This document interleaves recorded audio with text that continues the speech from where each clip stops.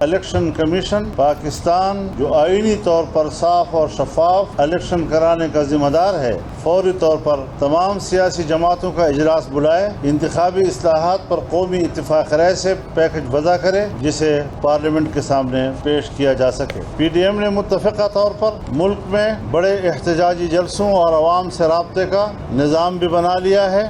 4 جولائی کو سوات میں بہت بڑا احتجاجی مظاہرہ کیا جائے گا۔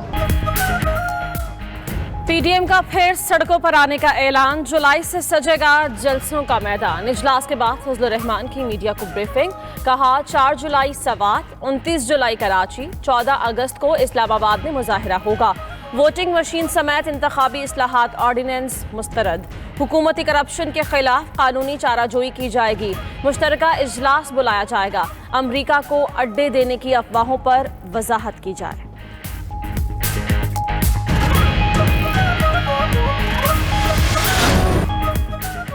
کیا پی ڈی ایم کے دروازے پیپلز پارٹی اور اے این پی پر بند ہو گئے؟ فضل الرحمان کہتے ہیں دونوں جماعتیں پی ڈی ایم کے ساتھ نہیں، اس لیے غور نہیں کیا۔ مریم نواز نے کہا پیپلز پارٹی اور اے این پی کے متعلق جو کہنا تھا کہہ چکے، عوام کے سوا کوئی خود کو طاقت کا سرچشمہ نہ سمجھے، اگر مزاحمت ہوگی تو ہی مفاہمت ہوگی۔ طاقتور سے بات کرتا ہے، کمزور سے نہیں۔ جدوجہد کے نتیجے میں غیر جمہوری قوتیں پیچھے ہٹنے پر مجبور ہو گئیں۔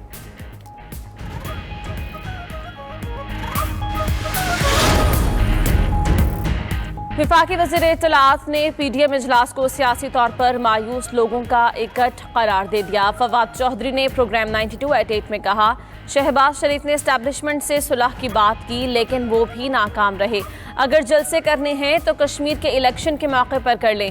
مزید کہا حکومت افغانستان کے حوالے سے پارلیمان کو اعتماد ملے گی۔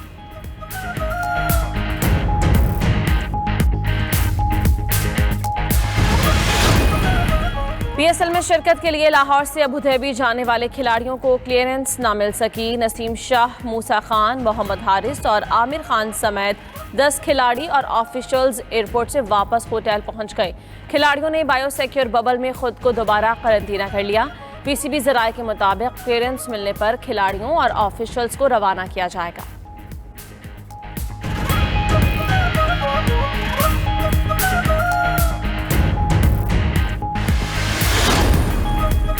10ویں اور 12ویں جماعتوں کے امتحانات 23 جون سے 29 جولائی کے درمیان ہوں گے۔ این سی او سی کے اجلاس میں فیصلہ مطابق امتحانات کی تیاری کے لیے صوبے 10ویں اور 12ویں کی کلاسز کا آغاز 31 مئی سے کر سکتے ہیں۔ 5% سے کم شرح والے اضلاع میں پارکس، تفریحی مقامات اور سوئمنگ پولز 30 مئی سے کھل سکیں گے۔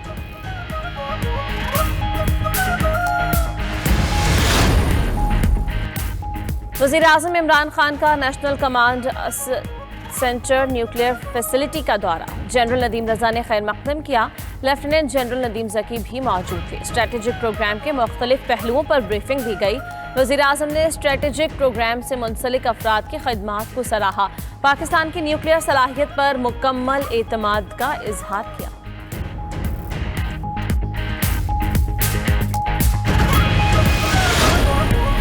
پاکستان اور بھارت میں معاہدے سے امن اور استحکام کی فضا پیدا ہوئی۔ بھارتی آرمی چیف جنرل ایم نرانوے کا انٹرویو، کہا معاہدے پاکستان اور بھارت میں دیرپا تعلقات کے قیام میں پہلا قدم ثابت ہو سکتے ہیں۔ دونوں ممالک کے تعلقات میں فروغ اور خطے میں استحکام آئے گا۔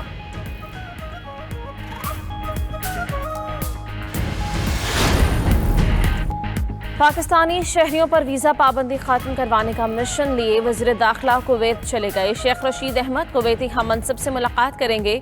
امیر کویت کو وزیر اعظم عمران خان کا خصوصی مراسلہ پہنچائیں گے۔ کویت نے پاکستانی شہریوں پر 2016 سے ویزا کی پابندی لگا رکھی ہے۔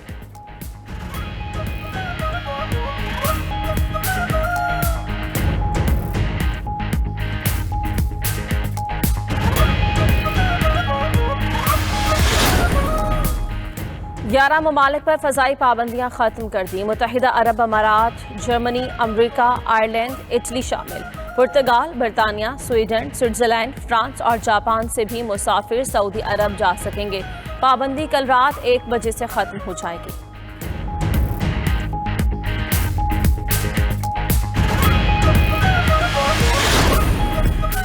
امریکہ کے دارالحکومت واشنگٹن میں فلسطینیوں کے حق میں احتجاج. لنکن میموریل کے سامنے ہونے والے مظاہرے میں ہزاروں افراد نے شرکت کی. مظاہرین نے فلسطین کی آزادی کے نعرے لگائے. اسرائیل پر پابندیاں لگانے کا مطالبہ کیا.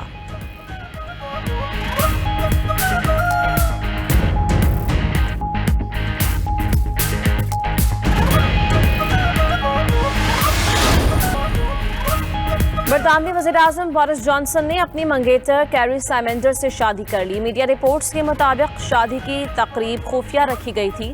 ویسٹ منسٹر کیتھیڈرل میں ہونے والی تقریب میں قریبی عزیز و اقارب نے شرکت کی.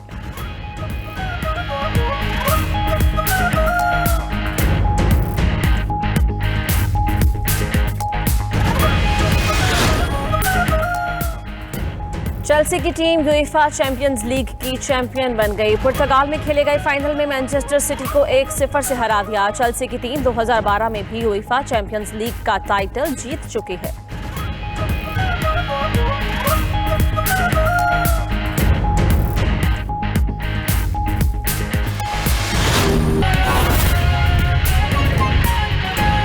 بینک آف پنجاب سماجی ذمہ داریاں پوری کرنے کے لیے بھی ٹھوس اقدامات کرنے میں مصروف ہے. بی او پی نے لاہور قلعے میں شہزادی بمبا کی کلیکشن میں موجود ہنگری کے مصور آگسٹ شافٹ کی پینٹنگ کی بحالی کے لیے مالی مدد فراہم کی. اس موقع پر لاہور قلعے میں بریفنگ کا اہتمام بھی کیا گیا. بینک آف پنجاب سماجی ذمہ داریاں پوری کرنے میں مصروف. بی او پی نے لاہور قلعہ میں شہزادی بمبا کی لوکیشن میں موجود ہنگری کے مصور آگسٹ شیوٹ کی پینٹنگ کی بحالی کے لیے مالی مدد فراہم کر دی. طویل عرصے سے شکست و ریخت کا شکار ان پینٹنگز کو ہنگری کے ماہرین حکومت اور بینک آف پنجاب کے تعاون سے اصل شکل میں بحال کر رہے ہیں. بینک آف پنجاب اور ہنگری کے سفارت خانے نے اس موقع پر لاہور قلعہ میں بریفنگ کا اہتمام کیا. اس موقع پر ہنگری کے سفیر اور دی بینک آف پنجاب کے صدر سمیت اہم شخصیات نے شرکت کی. بینک آف پنجاب کے صدر ظفر مسعود کا کہنا تھا کہ ہم قومی ورثے کی حفاظت کے لیے مصروف عمل ہیں. ہم اس منصوبے میں شمولیت پر فخر محسوس کرتے ہیں. The Bank of Punjab, as part of its responsiveness to create a sustainable and solid foundation of inclusion, has been very actively engaged as in the forefront of discharging its corporate social responsibility initiatives. Sponsorship of restoration of these paintings through Hungarian experts to their original grandeur has been one of such initiatives. Hungary کے سفیر بیلا فاسکاس کا کہنا تھا کہ shaft کے فن پاروں کی بحالی ثقافتی تعاون کا اہم حصہ ہے. یہ پینٹنگز بحالی کے بعد بہت جلد نمائش کے لیے دستیاب ہوں گی.